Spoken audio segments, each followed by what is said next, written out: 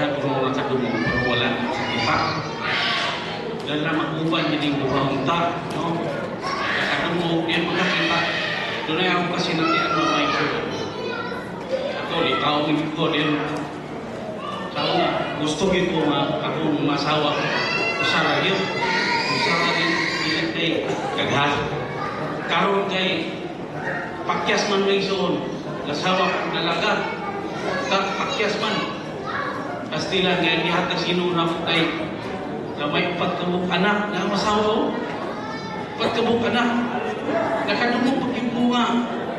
Pabuhi na di mo. Na mananagat naman ka. Pabuhi ka ka. Kabuhi ka na. O pagdaran. Walang unar-unar. Tinting. Panganak. Unar-unar. Unar-unar ba? Tingin ka kasulban. Tingin ka makabuhi ka na kayo. Pagdaran.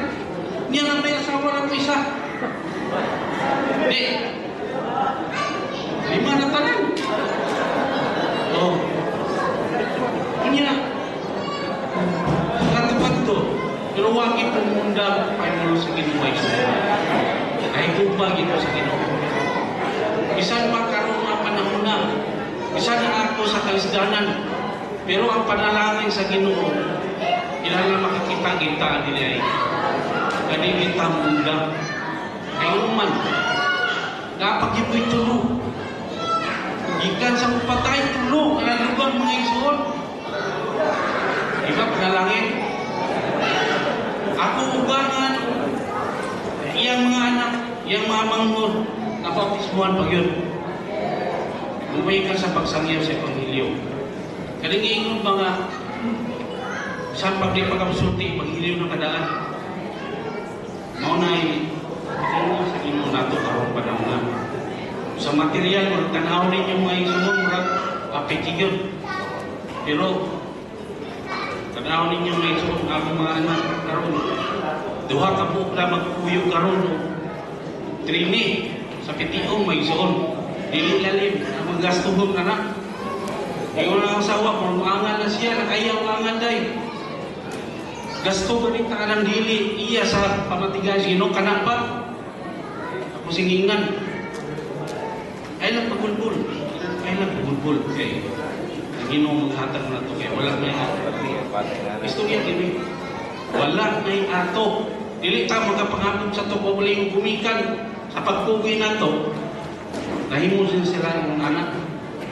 Ang Ginoo ang source ng tanan mo. Siya ang panalangin anak nato.